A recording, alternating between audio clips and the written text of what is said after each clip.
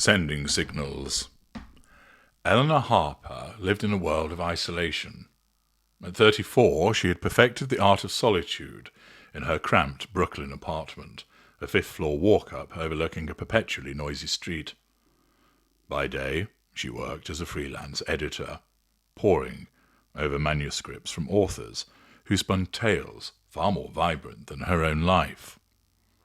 By night, she read voraciously, losing herself in psychological thrillers that mirrored the quiet unease she felt, but could not quite name. Friends had drifted away after her messy divorce 5 years ago, and family, well, her parents were gone, and her brother lived across the country, their calls sporadic and superficial. Eleanor didn't mind, or so she told herself. It started subtly, as these things often do. One crisp autumn morning in October, she found a single red rose tucked into the handle of her apartment door. No note, no card, just the flower, its petals velvety and fresh, dew-kissed, as if plucked from a garden moments before. Eleanor stared at it, her heart skipping a beat. A mistake, surely. It was meant for the young couple downstairs. But she lived alone, and the building super confirmed no deliveries had been logged. She brought it inside, placing it in a glass of water on her kitchen table. That evening, as she sipped herbal tea, the rose seemed to watch her, its scent filling the room like an unspoken whisper. She dismissed it. Coincidences happen. But the next day, while scrolling through her email inbox, cluttered with work queries and spam, an anonymous message appeared. No subject line, just a single line of text. A rose to match your lips. Eleanor's breath caught. Who knew the colour of her lips? She hadn't posted a recent photo online in months. She checked the sender, a string of random characters from a disposable domain. Spam, she thought. But her fingers trembled as she deleted it. That night, sleep evaded her. Was it a prank, an old flame resurfacing? Or worse, her imagination now playing tricks born from too many lonely evenings? The signals, as she began to call them, escalated. A week later, walking home from the corner bodega, she noticed a chalk drawing on the sidewalk outside her building. A simple heart with an E inside. Rain had smudged it slightly, but it was unmistakable. Eleanor knelt, touching the powdery residue.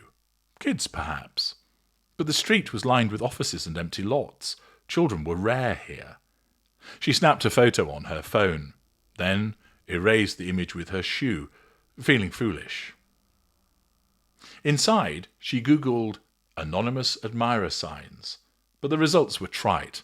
Articles about secret crushes and rom-com tropes, nothing that explained the knot in her stomach. Doubt crept in like fog. Eleanor had always been prone to overthinking. Her therapist, Dr. Miriam Hale, whom she saw bi-weekly via video call, attributed it to post-divorce anxiety.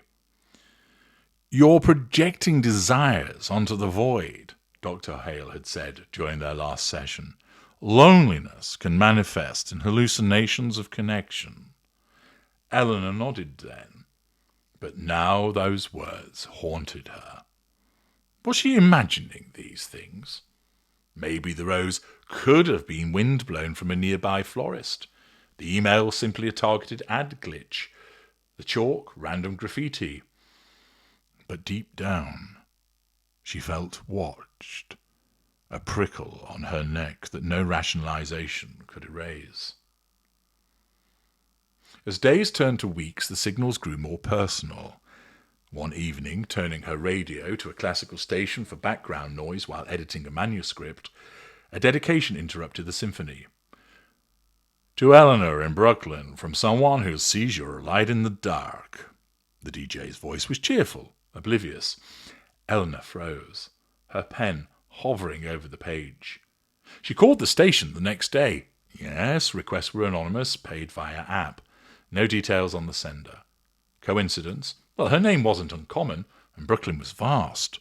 But the phrase, "your light in the dark," echoed a line from a poem she posted on her obscure blog years ago, before she locked it down. She confided in no one at first. What would she say? "I think someone's flirting with me through the ether." Her brother Mark would laugh it off during their rare calls. Friends from her old life had faded, their social media updates a reminder of her detachment.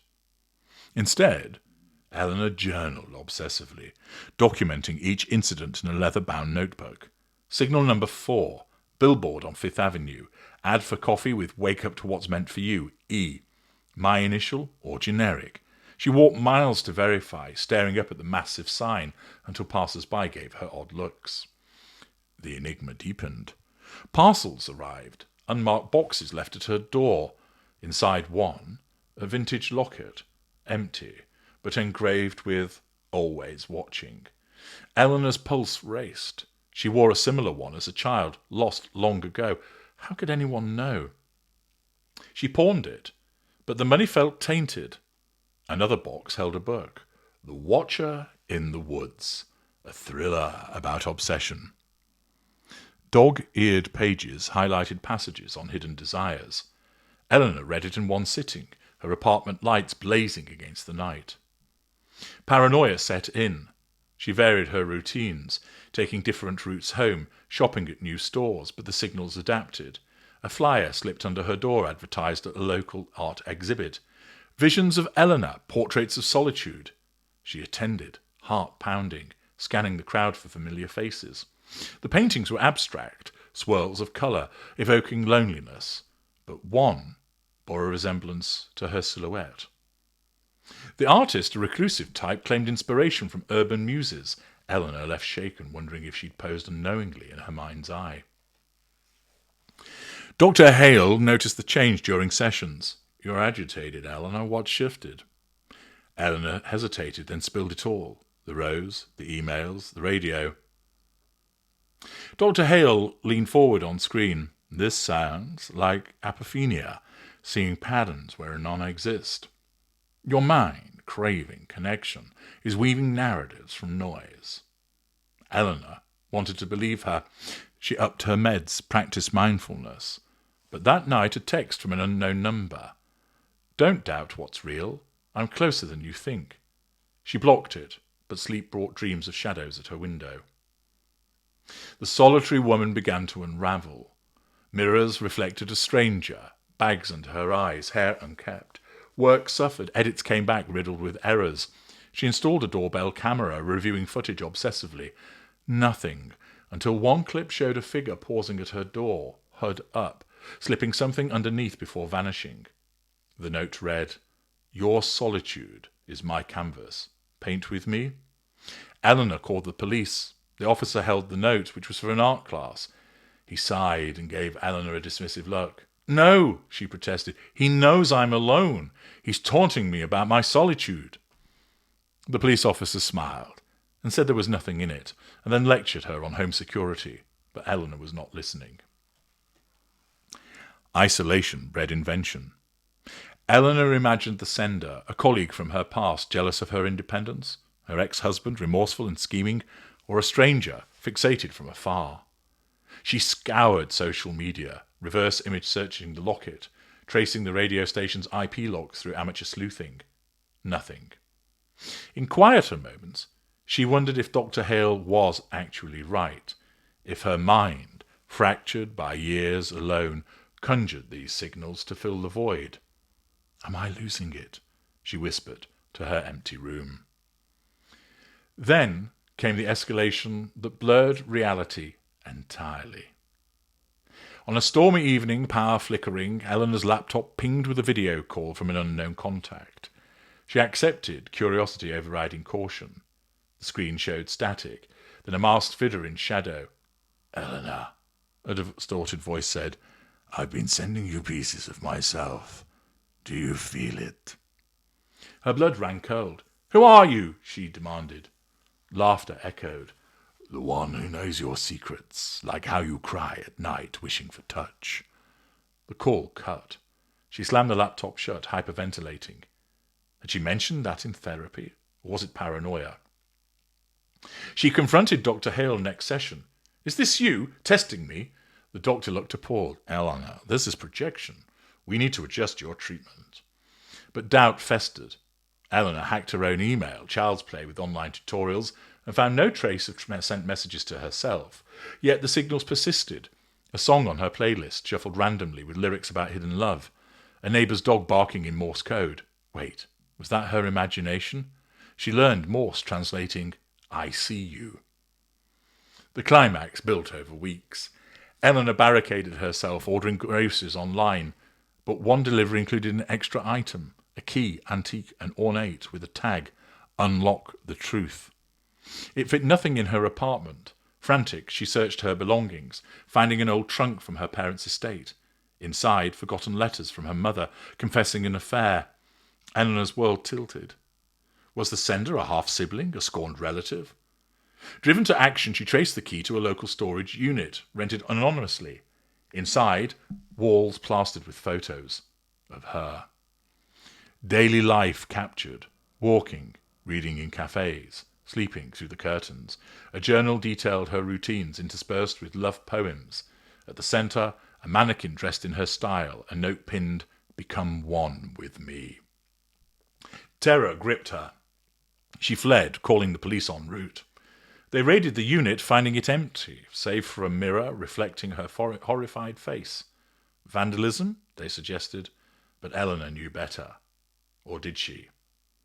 The twist unravelled in therapy. Dr. Hale, reviewing notes, paused.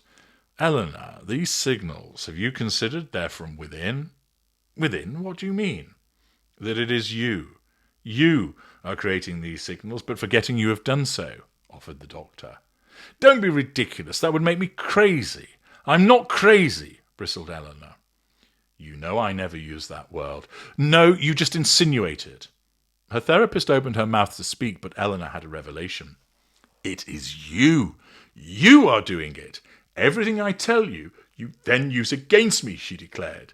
"Eleanor, please," protested her therapist.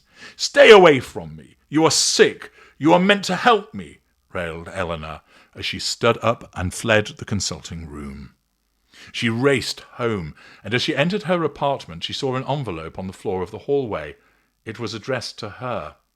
She tore the envelope open and read the note within, which was sent by somebody called Elias. "Elias? Who's that?" she said to herself. "Is this who is stalking me? Elias?" Her eyes returned to the note, and she silently mouthed the words neatly written on the paper. Eleanor stared, wondering. Was this the truth, or another layer of deception? It was then she noticed that the note was written in handwriting which looked most familiar. "He's copied my handwriting," she cried in alarm. "He's trying to send me over the edge. He's trying to erase me. I'm not trying to erase him.